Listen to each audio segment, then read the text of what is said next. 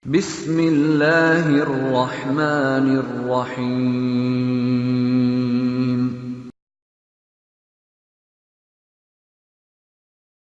Sekarang ni satu trend, banyak surau masjid sudah mula buat kuliah insya' selain daripada kuliah duha. Alhamdulillah ya. Orang yang kerja di pejabat, yang balik lewat dan sebagainya, mereka berpeluang untuk dapat duduk dalam kuliah-kuliah yang seperti ini. Jadi tuan-tuan, kita doakan mudah-mudahan kuliah kita ini akan berterusan dalam rahmat dan berkat insya-Allah. Insya-Allah malam ni kita akan masuk kepada surah Al-Masad, ataupun orang Melayu selalu sebut surah Tabbat. Surah Tabbat atau surah Al-Masad. Jadi sama-sama kita akan bacakan terlebih dahulu surah Al-Lahab atau surah Al-Masad ini. Mudah-mudahan kita dapat pahala bacaan dan rahmat daripada Allah Subhanahu wa taala. Insya-Allah. Kita masih lagi memulakan kuliah ini daripada juzuk yang ke-30. Juzuk amma kita ambil surah yang pendek-pendek supaya surah yang kita jadikan wirid harian ini bila kita baca dalam solat kita dapat faham, dapat kita tadabbur insya-Allah. A'udzu billahi minasy syaithanir rajim. Bismillahirrahmanirrahim. Tabbat yada abi lahabin wa tab.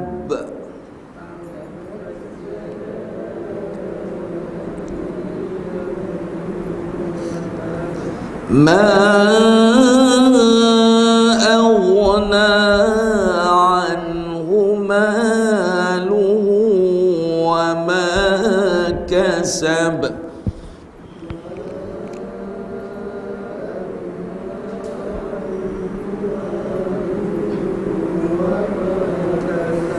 سيصلى نارا ذات لهب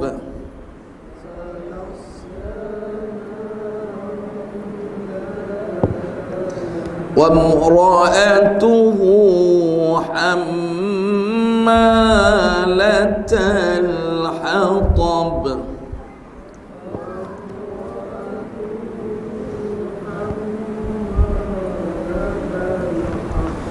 في جيدها حبل من مسد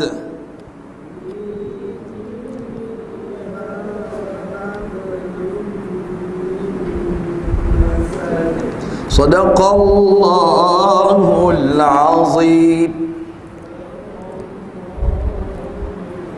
Alhamdulillah, kita telah sama-sama dapat membacakan surah Al-Lahab atau surah Al-Masad yang mengandungi 5 ayat. Ada 20 perkataan, ada 77 huruf. Artinya sekurang-kurang pahala yang kita dapat apabila kita membaca surah Al-Lahab atau Masad ini adalah sebanyak 770 pahala. Nampak sikit, nampak ayatnya simple, tapi pahalanya besar. Semua ayat Quran, ya tuan-tuan, satu huruf 10 pahala akan diberikan oleh Allah Subhanahu wa taala.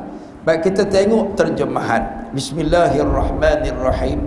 Dengan nama Allah yang Maha Pemurah lagi Maha Mengasihani. Tabbat yada abi lahabi watab. Sungguh celaka dan binasalah kedua tangan Abu Lahab, dan pastilah ia mendapat kekecewaan, yakni kerugian. Ma aghna anhu maluhu wa ma kasab. Tidak berguna baginya harta kekayaannya dan segala usaha-usahanya. Sayasla naran dzata lahab. Dia akan masuk ke dalam api neraka yang nyalaannya meluap-luap. Wa imra'atu hammalatal hatab. Sedangkan istrinya selalu membawa kayu berduri. Fi jidha hablum mim masad. Di lehernya akan terikat tali-tali daripada sabut-sabut. Tuan-tuan muslimin dan muslimat, ada sebab nuzul surah ini, ada sebab nuzul, sebab turun, iaitu Abdullah ibn Abbas cerita. Ya, Abdullah ibn Abbas radhiyallahu anhu adalah sepupu Nabi yang sangat alim, sehingga orang mengaji tafsir Quran dengan dia. Dia dianggap sebagai mufassir, ya, selepas Rasulullah sallallahu alaihi wasallam orang paling alim tentang tafsir Quran Sayyidina Abdullah ibn Abbas, sehingga dia sebut tidak ada ayat Quran melainkan aku tahu kat mana turun dan kepada siapa diturunkan. Begitu sahabat Nabi belajar tentang asbabun nuzul, sebab turun ayat. Dia kata satu hari Nabi SAW keluar daripada rumah, lalu Nabi naik ke atas bukit. Lalu Nabi panggil, ya sabaha, sabaha. Kalau orang Melayu kata selamat pagi ya, sabaha, maksudnya panggilan ni panggil orang, ya, panggilan umum, selamat pagi semua. Orang Arab ni tuan-tuan, dia kata sabah al-khair atau sabaha, sabaha. Lalu bila Nabi panggil daripada atas bukit, lalu ramai-ramailah orang yang lalu lalang di hadapan bukit tersebut. Cuma tak disebut riwayat ni bukit Safa atau bukit Marwah. Ya, bukit depan rumah Nabi itu ada bukit. Tuan-tuan, depan Kaabah ada bukit. Orang lalu lalang di bawah lembah tersebut. Nabi naik atas bukit, Nabi panggil, ya sabaha, panggil kuat-kuat. Lalu orang Quraisy ni pakat lalu dan pakat datang. Kenapa Nabi Muhammad duduk atas bukit? Apakah tujuan Nabi Muhammad panggil? Kalau sabahah ni maknanya panggilan, nak panggil orang ramai datang, ada berita penting.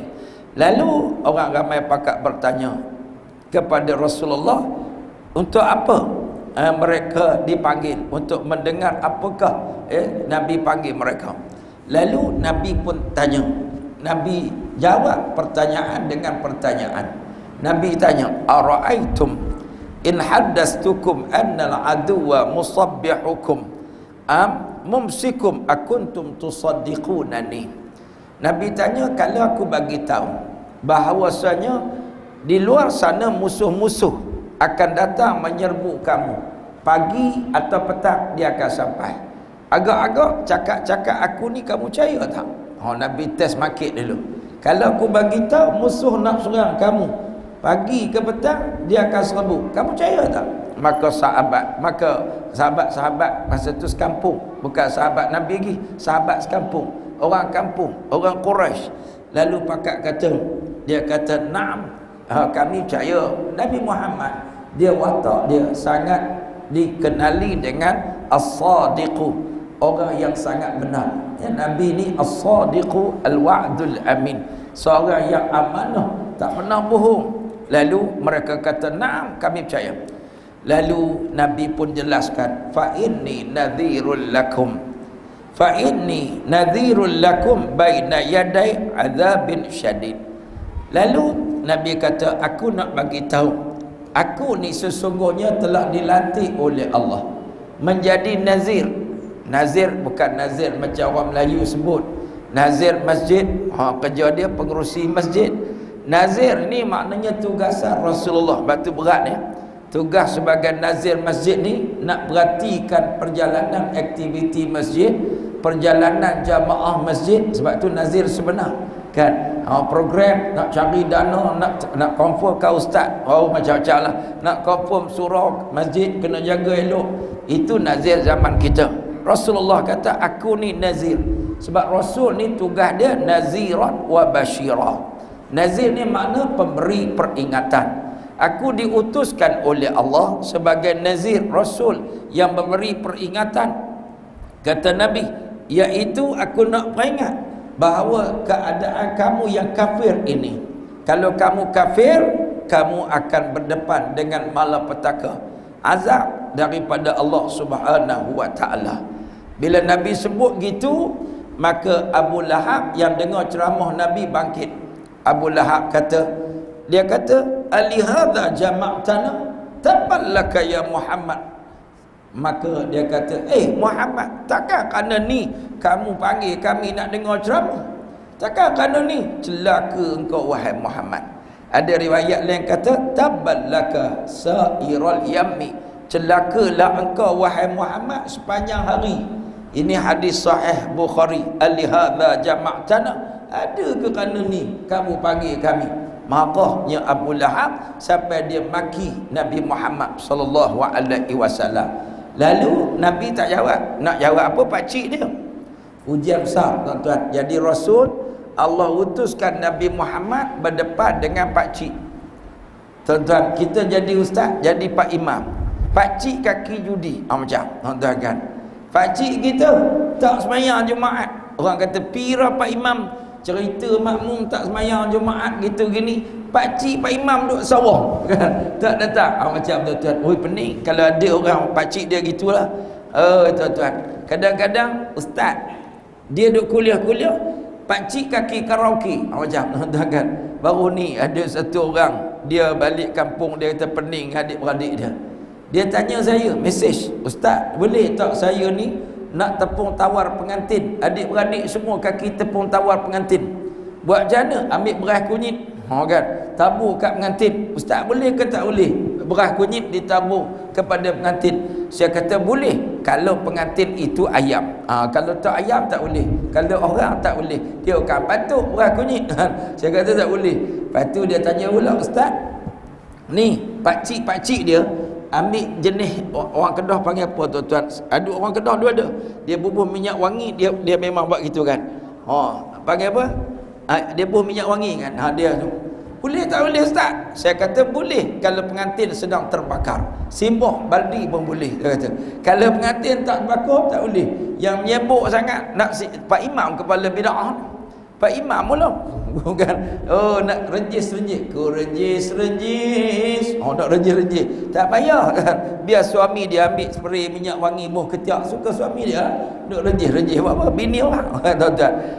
Tu contoh. Dia terpening ustaz, adik-beradik semua pakat suruh buat kan. Macam mana nak cakap? Adik-beradik kaki karaoke, pening dah. Tuan-tuan, adik-beradik ni bergaduh, kalau kenduri mesti ada karaoke kan. Dia ngaji, dia duduk sarjana utama ngaji, adik-beradik kampung tak ngaji, kira karaoke. Saya kadang-kadang pergi semua saudara yang kaki karaoke, Allahu Akbar. Saya pergi cuti hari tu, balik Kedah, Allahu Akbar. Pukul 5, pukul 4.30 dah saya sampai. Saya nak elak kalau boleh tak payah tegur apa-apa lah. 4.30 ni biasa tetamu dah tak banyak, dah tinggal adik-beradik Sampai-sampai disambut dengan lagu Hindustan. Kuat ke mana? Saya parking kereta menu. Omah kata, macam mana abang, nak pergi tak pergi? Saya kata semua tunggu kat bawah kejap, tunggu kat rumah jiran. Lepas tu saya call tuan rumah, saya tanya ni, dia kata duduk mana dah? Saya kata duduk kat rumah dah. Bunyi Hindustan kuat bukan main ni. Kata boleh tutup tak? Kalau boleh tutup kami pergi, tak boleh balik Alhamdulillah anak dia pergi tutup kan. Allahu Akbar. Tutup sampai salam, muka tuan rumah muka pun tak ceria.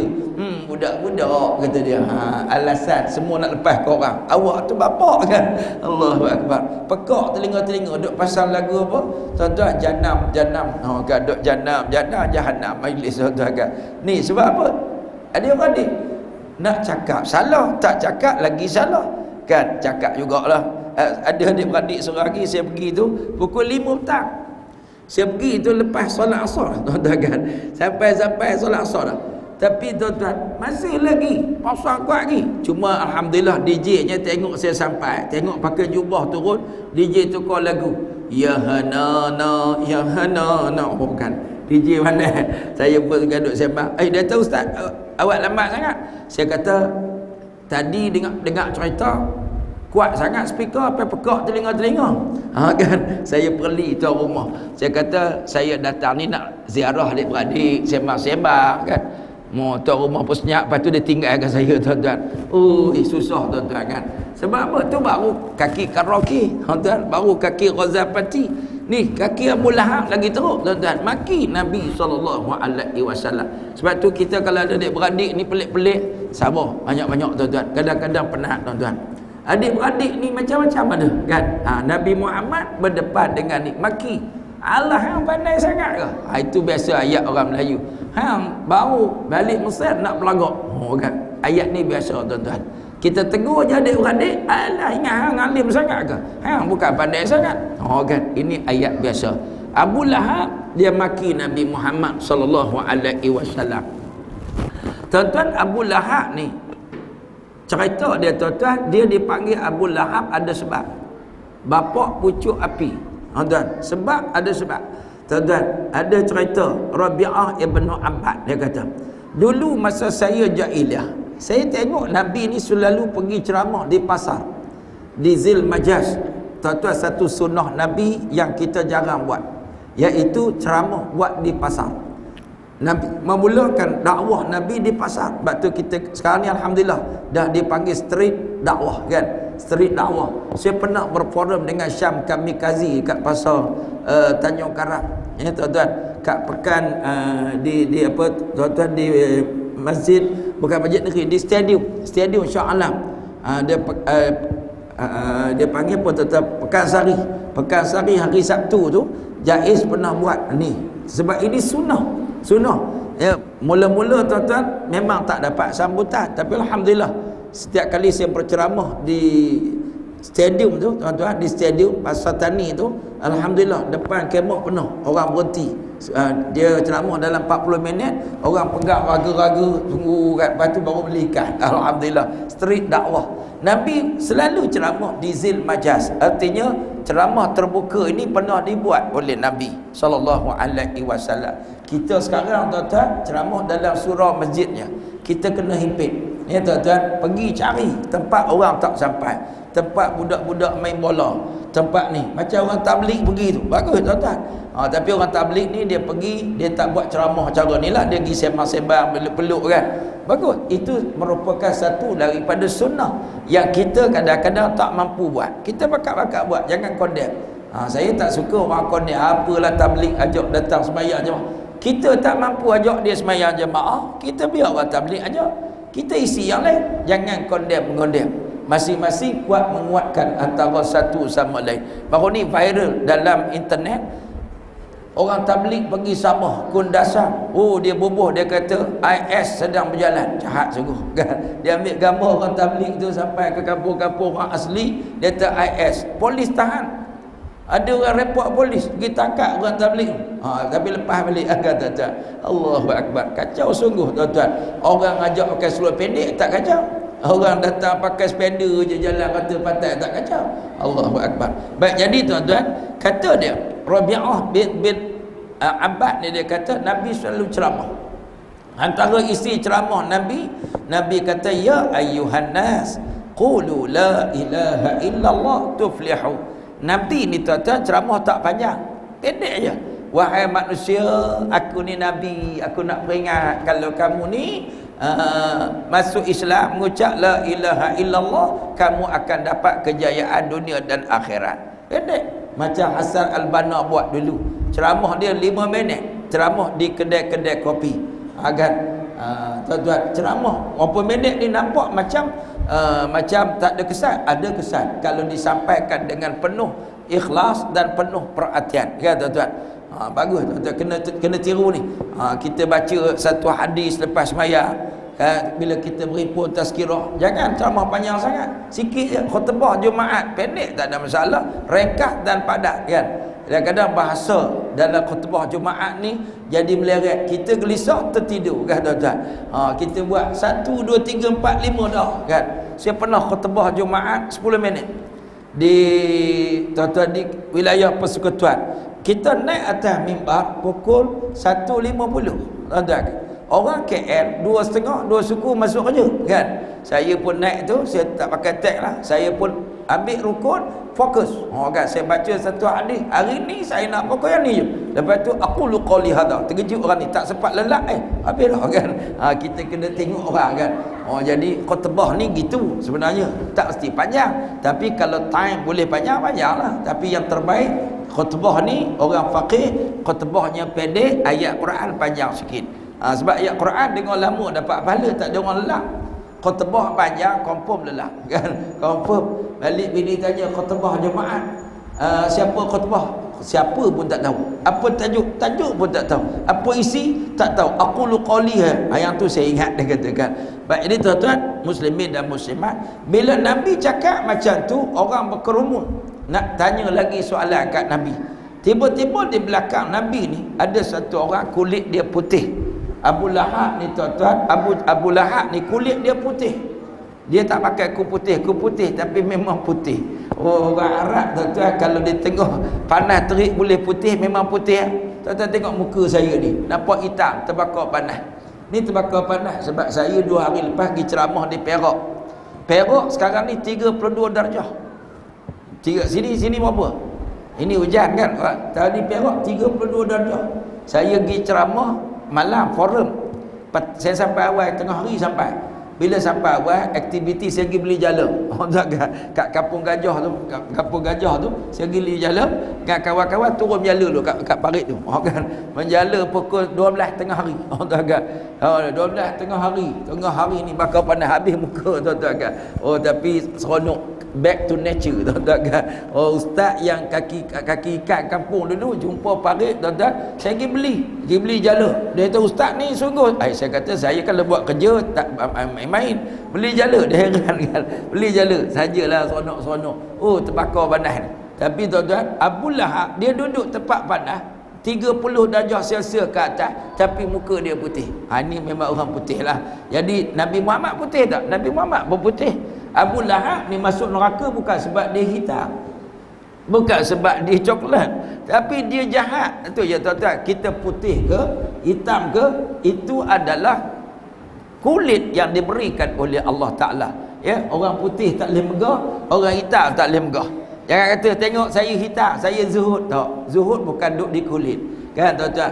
Hebat, akhlak mulia bukan duduk di kulit. Jadi orang komun tengok Nabi, tiba-tiba satu orang yang duduk belakang Nabi kulit putih juling mata dia juling. Abu Lahab dia kata kepada orang-orang yang sedang mendengar ceramah Nabi, hadza sabiq, hadza sabiq. Sabiq ni makna sabiin, orang yang dulunya agama tok nenek sekarang dah keluar. Kan, orang yang keluar daripada agama tok nenek dia. As-sabiq, sabiq ni makna orang keluar daripada agama tok nenek. Kan, kalau kita orang kampung tak percaya kepada adat-adat orang kampung, orang panggil sabiq ke? Sabiq, ya. Dan dia adalah kazib, dia adalah pendusta.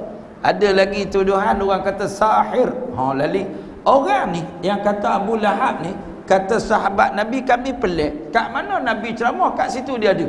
Dia selalu ikut belakang. Ni Abu Lahab ni.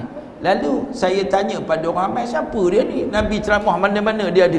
Macam kita sekarang kat Malaysia, ceramah duk mana ada belaka, itu boleh jadi peminat, boleh jadi SB. Boleh jadi kat tuan-tuan kan. Ada belakang. Saya jumpa ada setengah orang, lain kali sembang-sembang, saya kerja kat balai ni Ustaz. Kan. Ada saya jumpa dulu seorang, dia rajin. Tapi alhamdulillah, lepas dia pencet, dia jadi siap satu surah.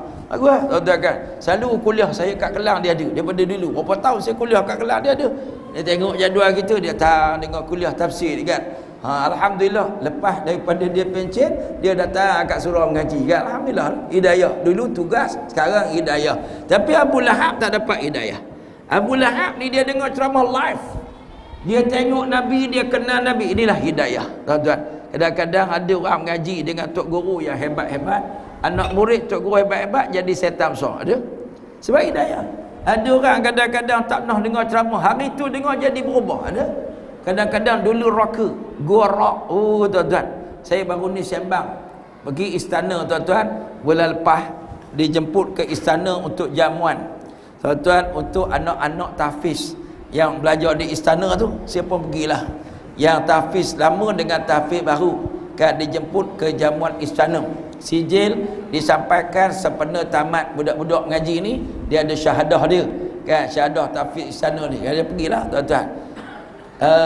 Duk sembang dengan mak bapak yang hadir ni, ada satu orang rocker. Rambut panjang ni, tuan, rocker. Kan? Dia rocker. Dia adalah pemain keyboard apa semua. Suara rock, suara sedap tuan-tuan kan. Dia main muzik kat kelab malam. Tapi anak dia bawa ke tahfiz ni. Dia kata, alhamdulillah Ustaz, anak saya lepas dapat masuk tahfiz ni. Anak suruh sedap kan. Oh, saya tengok, masya-Allah, semangat dia. Dia nak anak dia hafal Quran. Dia main muzik daripada muda, duk main muzik kat kelab malah. Cuma Ustaz, saya tak minum arak dia tu. Sebab saya pandang arak dengan babi sama je, tu je. Oh kan. Tapi alhamdulillah Allah bagi hidayah. Dia kata kami ni patah balik sebab kerja di Arsem. Kenal tak di Arsem dulu kan? Saya anak Malaysia tu. Oh, dia ni lah gigih. Dia Arsem ni, dia dulu nyanyi lagu apa tu? Saya anak Malaysia lah kan. Dia ni gigih cari kawan-kawan dia, ajak balik kembali ke pakar jalan. Kami alhamdulillah dia bawa pergi semayang. Oh, dia mula-mula semayang dia tu Ustaz. Dia kata kalau kau semayang kau jadi cool, tenang. Saya semayang tak rasa apa pun Ustaz dia tu. Mula-mula kan. Lepas tu kawan ni pandai, Habibi tu pandai sabar. Dia kata kau semayang memanglah tak rasa apa sebab kau wuduk tak betul, cuba ambil wuduk betul. Lepas tu tak rasa juga Ustaz dia kata. Lepas tu kawan tu kata kamu ni semayang seorang memang tak rasa. Je ikut aku pergi masjid. Oh, tackle sabar dia kan. Lama-lama pergi masjid. Mula-mula tak rasa juga. Sama je. Ya memanglah sama sebab kau datang lewat. Cuma datang awal sikit. Ambil wuduk, solat sunat dulu. Kan duduk saf ni. Kan jadi alhamdulillah tu Ustaz. Feel lah Ustaz. Oh kan. Duduk sembang dengan rocker tuan-tuan. Orang rocker patah balik ke jalan Allah Subhanahu Wa Ta'ala. Yang pakcik ni yang tak rocker-rocker ni. Rocker pun tak. Makmum pun tak tuan-tuan. Duduk macam tu je. Tak tahu mati gitu tuan-tuan kan. Bersepah. Jadi tuan-tuan tu hidayah. Ada orang dengar live daripada Nabi, berdepan dengan Nabi, Allahu Akbar, tiba-tiba tak beriman. Pelik tak tuan-tuan? Ada budak ngaji sekolah agama, ustaz kiri kanan, balik jadi rocker tak tuan-tuan kan? Ada orang kadang-kadang sekolah Tamil, sekolah Cina, lepas tu jadi pendakwah. Masya-Allah. Sebab itu hidayah daripada Allah. Tapi tuan-tuan kena usahalah, ya, kena mengaji, kena belajar dan kena usaha. Baik. Jadi tuan-tuan muslimin dan muslimat, ada riwayat lain daripada Ubaidillah ibnu Abbas. Ya, Abdullah ibnu Abbas dia ada adik nama dia Ubaidillah. Ubaidillah orang dulu senang. Babang nama Abdullah, adik nama Ubaidillah. Ubaidillah ni tasghir, budak kecil. Ya, hamba yang kecil. Ubaid, tuan-tuan. Abdun, hamba. Ubaid, hamba yang kecil. Ini dia panggil tasghir. Ubaidillah. Dia kata saya mendengar Rabi'ah ibn Abbad Ad-Dili. Dia cerita, ni Rabi'ah ni cerita, dia kata saya dengar, ya, waktu saya duduk dengan ayah dia tu. Ya, saya tengok Nabi ni pergi ke kabilah-kabilah. Tadi cerita Nabi duduk di pasar Zil Majas. Tapi yang kata Nabi ni tuan-tuan gigih dia pergi jumpa dengan orang. Dia pergi tengok kabilah datang musim haji, Nabi pergi jumpa dengan kabilah-kabilah ni.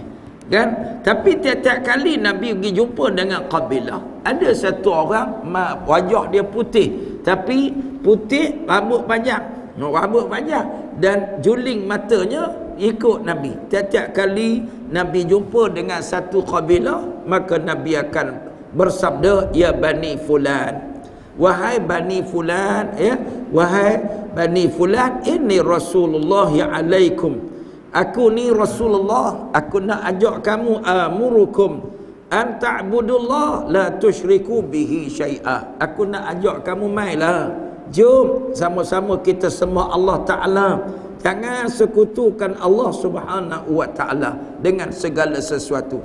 Ni tuan-tuan, dakwah kena sampaikan pada orang bukan Islam juga. Kita sekarang tuan-tuan, dakwah hanya pada orang nak datang masjid. Ustaz-ustaz sekarang ni mampu buat yang sengah-sengah lah, hanya nak ceramah pada orang yang soleh macam tuan-tuan. Ni saya boleh buat pun. Tok batin tak ada siapa nak sampai, Sami Belu tak ada siapa nak sampaikan. Ya tuan-tuan, saya tertarik, saya baca dalam tuan-tuan dalam Facebook apa Abid Liu. Hari tu Abid Liu jumpa dengan Lim Kit Siang. Tuan-tuan, Abid Liu jumpa. Bila bertemu dengan Lim Kit Siang dekat parlimen tu tuan-tuan, dia pergi buat lawatan, jumpa dengan Lim Kit Siang. Dia ambil gambar, dia selfie kan. Lepas tu dia kata alhamdulillah, hari ni dia kata saya telah dapat menunaikan, ya, impian yang lama. Impian dia apa? Iaitu nak jumpa Lim Kit Siang ni, nak cakap Islam kat Lim Kit Siang. Dahsyat tuan-tuan. Ustaz Abid Liu Cina ke?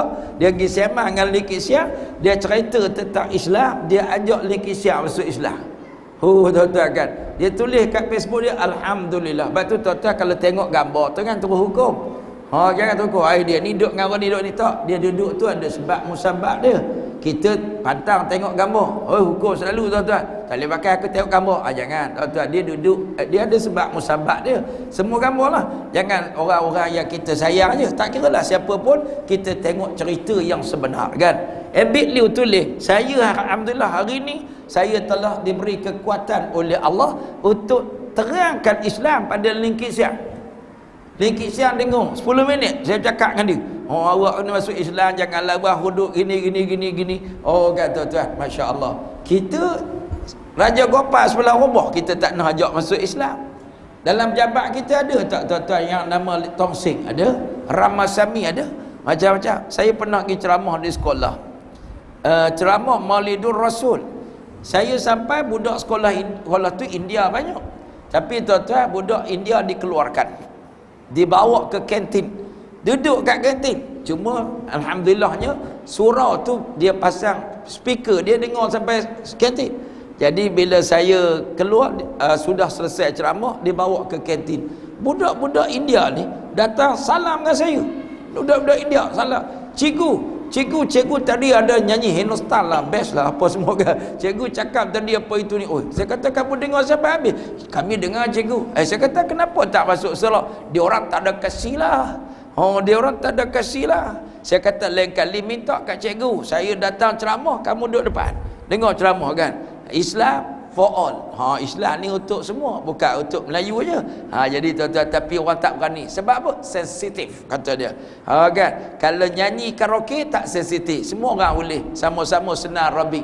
Cikgu yang punggung besar pun senar Rabi, cikgu punggung kecil pun senar Rabi. Ustazah senar Rabi, tak ustazah senar Rabi, lompat sama-sama. Tak sensitif kan? Mana ada sensitif? Budak sukan pakai seluar pendek, tak kira Melayu, Cina, India, tak sensitif. Tapi kalau kita cakap Islam depan orang kafir, ajak dia masuk Islam, sensitif. Tuan-tuan, inilah ayat dia. Dia tuan-tuan muslimin dan muslimat, Nabi SAW dia pergi kepada ketua-ketua kaum. Ketua kabilah ni macam sekarang ni Cina, macam sekarang ni India, Kadazan, Murud dan sebagainya. Ini tuan-tuan muslimin dan muslimat, dia pergi jumpa. Lalu bila Nabi cakap saja dengan suku kepala-kepala kabilah ni, lalu Abu Lahab ni datang, dia cakap kuat-kuat kat belakang. Dia kata, ni orang ni nak supaya kamu melepaskan diri dari berhala Allah wal Uzza, dan juga kamu ni jangan bersekutu dengan golongan jin lagi dah. Ni bid'ah yang dia bawa ni. Dia bubuh hukum bid'ah. Hak Rasulullah ni bid'ah. Hak Rasulullah dihukum bid'ah. Dia kata sesat ni, sesat. Jangan kamu dengar, jangan ikut. Lalu periwayat hadis ni dia kata, ni siapa pula yang belakang menyebut ni? Maka jawab dia, inilah pakcik Nabi, ammu dia, nama dia Abu Lahab. Ni hadis riwayat Imam Ahmad dan At-Tabarani. Maknanya tuan-tuan, saya nak cerita awal tuan-tuan, Abu Lahab ini satu watak yang Allah Ta'ala rekodkan, masukkan dalam surah ini. Sebab apa? Antara sebab dia, watak orang macam Abu Lahab akan berulang.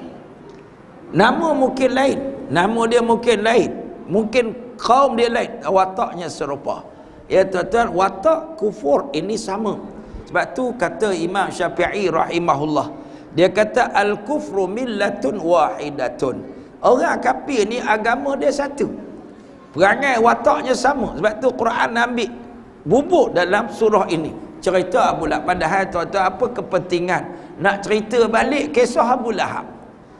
Kisah orang yang tidak ada jasa kepada masyarakat, tak ada jasa kepada Islam. Apa sebab pula nak pergi bubuh satu surah cerita Abu Lahab?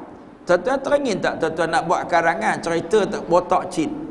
Tak teringin. Tuan, cerita orang lawan orang jahat kita tak teringin. Cerita apa komunis, apa tuan-tuan nama komunis? Cimping. Kan ada orang nak letakkan nama dia Taman Cimping, orang tak teringin. Sebab nama rekod buruk, orang tak teringin.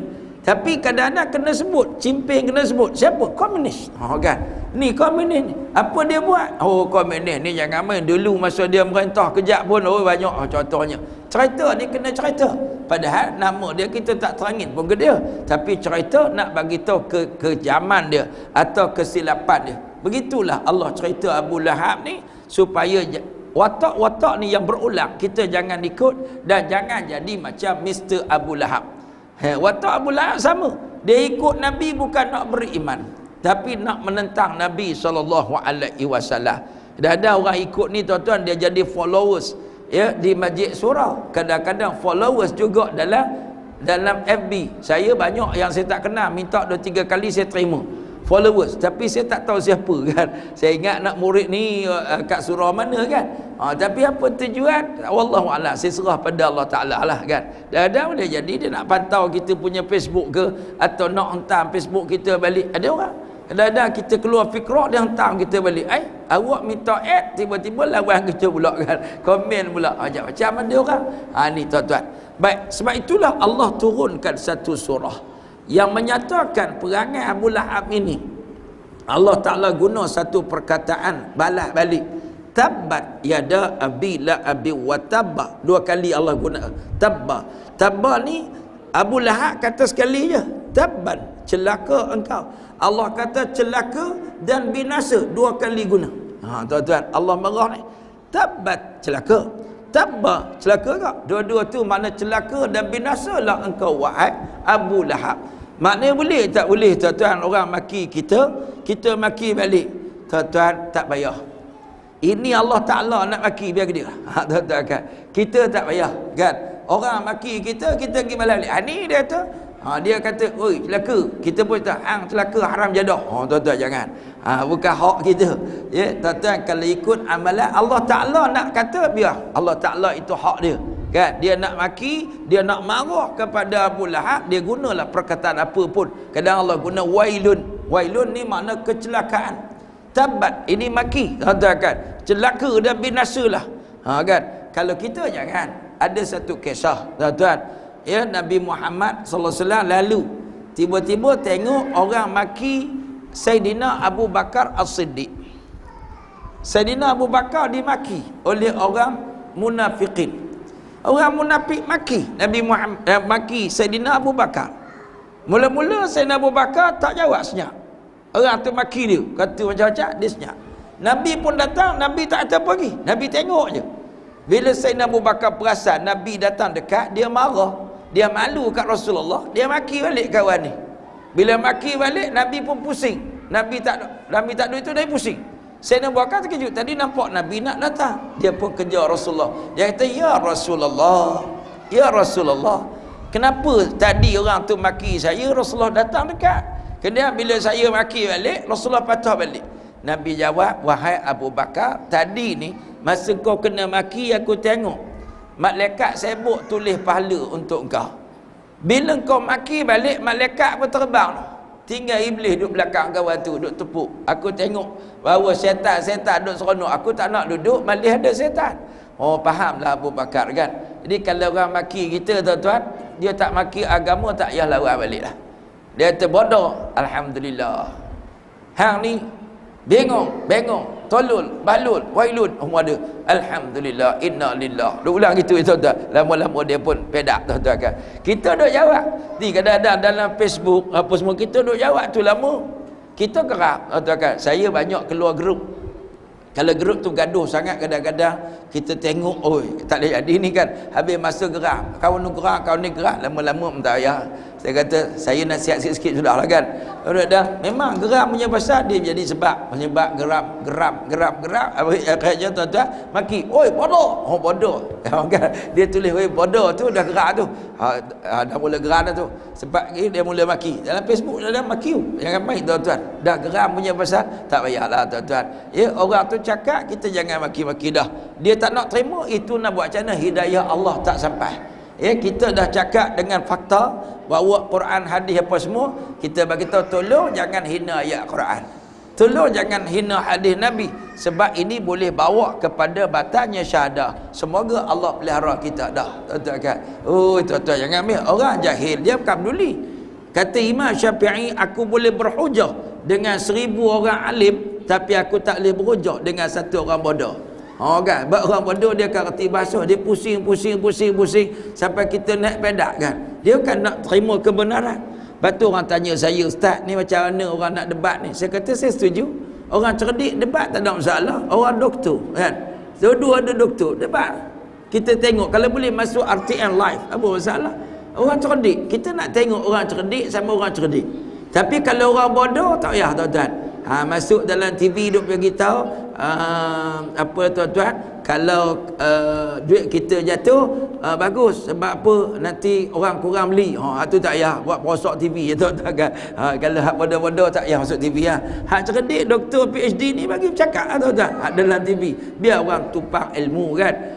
Yang kalah menang belakang kemudianlah saya lah. Saya suka tuan-tuan, saya sokong, biarlah dia berhujah. Hatu burhanakum, bawa hujah kamu. Kita nak tengok, kita tak pandai, saya tak kerti tuan-tuan. Orang tanya ustaz sebelah mana, hujah dulu baru kita tengok kan. Tak berhujah lagi nak tengok dah masuk dah, mana boleh tengok hujah kan. Bawa dah, kita tak pandai, kita tengok yang paling betul, kita ikutlah kan tuan-tuan. Baik, jadi tuan-tuan muslimin dan muslimat ya.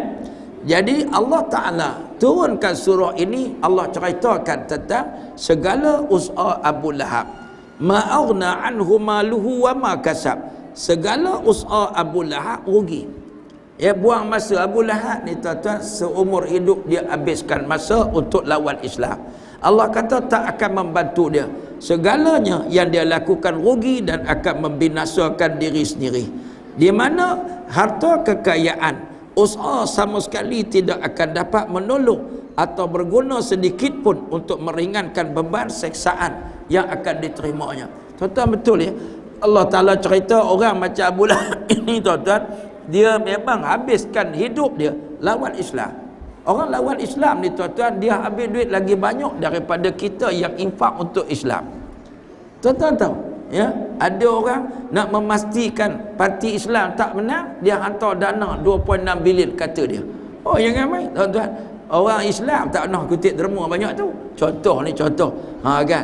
Dia kata untuk memastikan parti Islam tak menang, jadi kena hantar dana banyak. Oh tuan-tuan, kerja siang malam. Tuan-tuan ingat kerja sikit-sikit ke? Nak memastikan tuan-tuan. Contohnya di Algeria dahulu.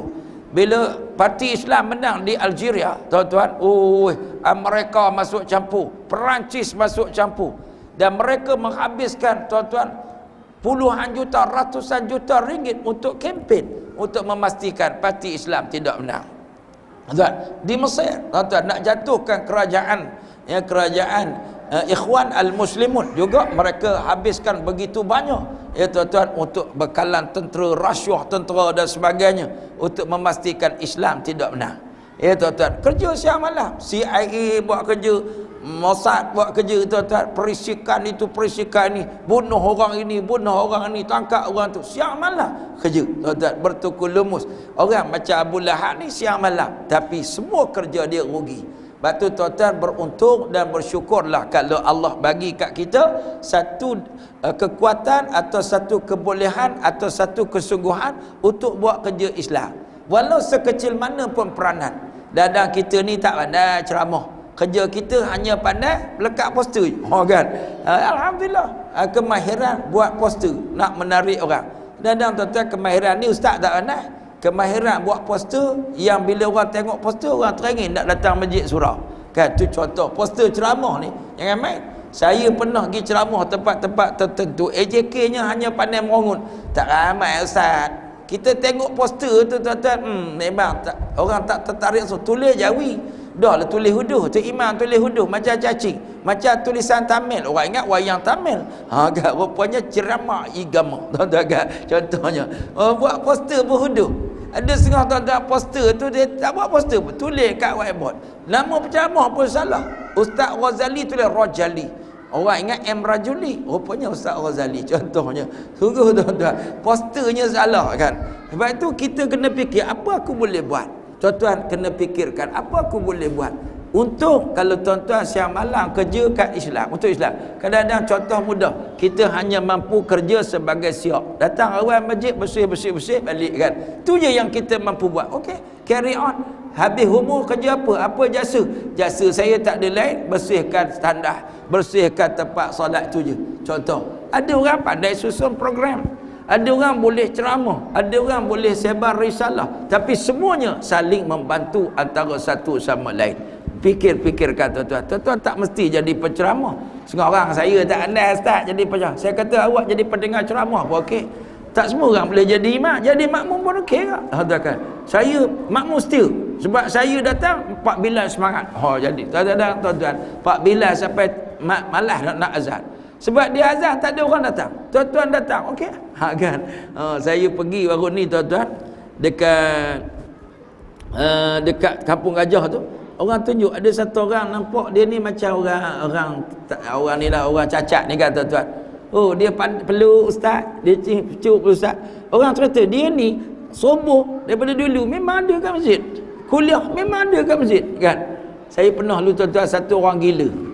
Saya ceramah kat satu masjid daerah Pulau Sangu ni, dia datang, dia orang gila kan tuan-tuan. Datang. Lepas tu dia tengok ni, gelas belum ada. Dia pergi ambil gelas ni tuan-tuan. Dia pergi ambil air kolong. Saya nak nasihat baik, saya tengok air kolong masjid dia pergi ambil letak. Ustaz, minum ustaz. Tuan-tuan. AJK masjid lupa letak, dia pergi letak. Saya kata terima kasih. Nasib baik saya tengok je tak, saya minum air kolong, tak ada masalah, halal tuan-tuan kan. Dia pergi ambil air kolong, kelang kabut AJK masjid kan. Ada minggu lepas saya pergi masjid Bukit Beruntuk. Lepas isyak, satu orang tuan-tuan duduk sembahyang. Yang tu yang seronok. Dia ni orang tak betul, tapi dia sembahyang, dia baca alif lam mim sampai berapa ayat. Lepas tu dia sambung dia hafal, rokok tak ada, dia baca Qurannya. Ada kebetulan 2-3 malam sebelum tu jemaah yang datang luar ni, dia baca kuat, dia ingat sembahyang ni dia orang pakai ikut berikut ni, heran tak rokok-rokok kan. Dia juga mana ayat dia nak baca kan. Lepas tu dia keluar gitu ya pula kan. Allahu akbar tuan-tuan. Sampai yang AJK masjid kata tak apa betul tu. Barulah kelang kabut mufarakah. Tuan-tuan, sebab tu tuan-tuan pergi masjid jangan main follow semacam je. Kan buat jemaah sama-sama. Tapi orang ni AJK masjid kata dia tak pernah miss tu. Insya mesti dia sampai. Dia pergi meraya-raya mana, dia pergi sembahyang cara dia kan. Dia duduk kat belakang masjid, memang patut dia baru sembang-sembang salah-salah baru dia balik. Hari-hari.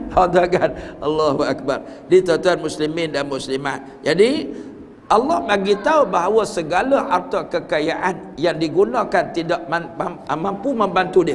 Begitulah tuan-tuan isterinya, imra'atuhu hammalatal hatab, isteri dia tuan-tuan nama Ummu Jamil. Ummu Jamil ni dia adalah seorang yang mata buta sebelah kau.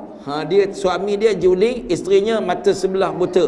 Tapi cantiklah Ummu Jamil, iaitu ratu cantik. Orang panggil Ummu Jamil ratu cantik. Ummu Jamil ni tuan-tuan dia sangat marah kepada Nabi Muhammad sallallahu alaihi wasallam. Ummu Jamil ni adalah adik kepada Abu Sufyan. Adik Abu Sufyan, presiden kota Mekah. Jadi tuan-tuan dia marah sangat kat Nabi Muhammad ni. Sehinggalah Ummu Jamil ni dia biasa tuan-tuan, dia bawa kayu berduri, dia lalu tempat mana Nabi lalu, dia letak kayu kat situ. Dia tahu Nabi ni nak berjalan, dia pergi letak kayu siap-siap supaya Nabi kena duri. Dahsyatnya dia marah, dia sanggup bawa kayu, letak kayu berduri tu letak depan rumah Nabi. Tu perangai dia. Jadi dia Ummu Jamil ni kata Sa'id ibn al-Musayyab, dia ada satu kalung. Dia kalung, tak tahulah harga berapa juta ya. 30 juta ke wallahu a'lam lah. Ummu Jamil ni dia ada kalung, cincin tak tahu besar mana, tapi kalung besar. Bila dia bawa kalung ni, dia akan tunjuk kalung ni, dia kata aku sanggup gadaikan kalung ini demi untuk lawan Muhammad. Kan. Sebab itulah Allah jawab fi jidiha hablum min masad, Allah akan tukarkan kalung itu dengan sabut daripada api neraka, bubuh dikalungkan di lehernya kerana dia lawan Islam. Ya tuan-tuan, sebab tu orang perempuan jangan megah jadi isteri presiden. Jangan megah jadi isteri pemimpin, tolong habiskan harta rakyat, jangan. Akhirat besok cincin dia akan menyebab dia azab. Kalung akan menyebabkan dia azab. Jangan seronok sangat dengan kalung ke dengan apa. Jadi ini cerita ya. Baik, jadi tuan-tuan muslimin dan muslimat, Asma binti Abu Bakar cerita. Kisah dia kata waktu turun surah ini, dia kata lepas Nabi bacakan surah ini, sahabat pakat hafal, pakat tersebar berita bahawa Allah bayar cash kepada Abu Lahab dan Ummu Jamil ni. Ummu Jamil dengar berita ni dia marah. Dia bawa kayu, dia cari Nabi Muhammad kata. Oh, dia kata, mana Muhammad hari ni aku nak ketuk. Nabi Muhammad tak lawan lah perempuan kan. Jadi Ummu Jamil ni lalu, wah pusing. Ketika itu Nabi SAW sedang duduk dekat Kaabah. Dia cari, bawa potong kayu sambil dia buat satu syair. Ni syair Ummu Jamil. Dia kata, muzammaman abaina wa dinuhu qalaina wa amruhu asaina. Dia tukar Muzammam. Tuan-tuan jangan letak nama anak Muzammam. Muzammam ni makna lawan Muhammad. Muhammad maknanya terpuji. Muzammam orang tercela, orang terkeji. Kan orang kita ada sedap Muzammam.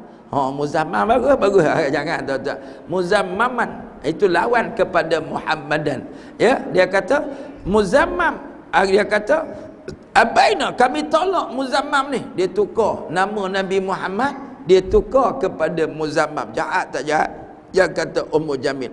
Wadinu qalaina, kami akan abaikan agamanya. Kemudian wa amru asaina, apa yang dia ajar kami akan lawan. Bila Nabi duduk depan Masjid Haram masa tu, depan Kaabah, maka Ummu Jamil datang. Masa tu Abu Bakar duduk sebelah Nabi. Abu Bakar kata, ya Rasulullah, Ummu Jamil bawa kayu tu. Kata Nabi Muhammad SAW, tak apa wahai Abu Bakar, dia tak nampak aku. Dia tak nampak aku. Ini perlindungan Allah Ta'ala. Ya, Nabi Muhammad keluar dari rumah waktu peristiwa hijrah pun orang kafir tak nampak. Waktu ni pun orang kafir tak nampak. Ni perlindungan Allah Subhanahu Wa Ta'ala. Maka dia datang. Dia kata, mana ni? Mana Muzammam ni? Kan? Lalu Nabi pun baca ayat Quran. Ya tuan-tuan, Nabi baca ayat Quran. Masa tu Nabi tak nampak, tak diperlihatkan Nabi. Ya tuan-tuan, tak diperlihatkan Nabi untuk penglihatan Ummu Jamil. Dia tak nampak. Lalu Ummu Jamil tanya, mana Muhammad ni, Muzammam. Lalu dia tanya Abu Bakar, aku dengar kawan kamu ejek aku. Mana? Lalu Abu Bakar kata, dia tak mengejek kamu. Kamu pun tahu. Mana ada Muhammad ejek orang? Tak pernah ejek orang pun. Lalu dia pun patah balik sambil dia kata, orang Quraisy semua tahu aku ni puteri bangsawan, berani dia ejek aku kan. Sambil merungut-rungut dia pun belah kan. Jadi dalam riwayat yang lain, ya, waktu Ummu Jamil pergi itu, Abu Bakar tanyalah, kenapa dia tak nampak engkau wahai Rasulullah? Jawab Rasulullah sallallahu alaihi wasallam, malaikat tutup aku, ya, lindungi aku sampai dia tak nampak. Sebab tu kita tuan-tuan bila pergi jalan mana-mana tuan-tuan, kita bacalah Al-Quran, ambil wudu, zikir, insya-Allah jadi musibah, malaikat jaga kita insya-Allah kan. Baik, kemudian Ummu Jamil ni bila Abu Bakar bagi tahu Nabi tak ejek, dia kata, aku percaya kat engkau Abu Bakar, aku percaya. Sayyidina Abu Bakar ni tuan-tuan dipanggil As-Siddiq, seorang yang benar dan membenarkan. Dia ni dipercayai siqah. Ini cerita dia tuan-tuan. Jadi tuan-tuan, itulah yang kita nak belajar malam ni, iaitu bagaimana cobaan Nabi Muhammad SAW ketika menyampaikan dakwah di Makki Hamun. Tuan-tuan, oleh siapa? Oleh pakcik dia sendiri. Ni ujian Allah Subhanahu Wa Ta'ala. Tuan-tuan, bagaimana cobaan ini dia hadapi oleh Nabi dengan tabah dan sabar. Dan pengajaran yang kedua, bagaimana golongan kufar akan berganding bahu, suami isteri berganding bahu. Jangan pelik, bini dengan suami sama naik lawan Islam. Jangan pelik. Dan mereka akan gunakan seluruh apa yang dimiliki untuk menentang Islam. Jadi sebab tu kita buat kerja Islam ni kena sungguh-sungguh juga, dan kena minta perlindungan kepada Allah Subhanahu Wa Ta'ala. Ini cukup sekadar tu tafsiran daripada surah Al-Masad. Mudah-mudahan kita dapat bertemu lagi dalam kuliah tafsir pada bulan yang akan datang. Kita sebulan sekali, kita habis sekali datang ni surah pendek, satu surah pendek sekali. Kalau panjang sikit kita buat 2 kali insya-Allah. Mudah-mudahan bila kita solat kita dapat memahami makna-makna salat insya-Allah. Baik tuan-tuan muslimin dan muslimat, aqulu qali hadza wa astaghfirullah li wa lakum wa li sairil muslimina wal muslimat fastaghfiruh innahu huwal ghafurur rahim. Wassalamualaikum warahmatullahi wabarakatuh.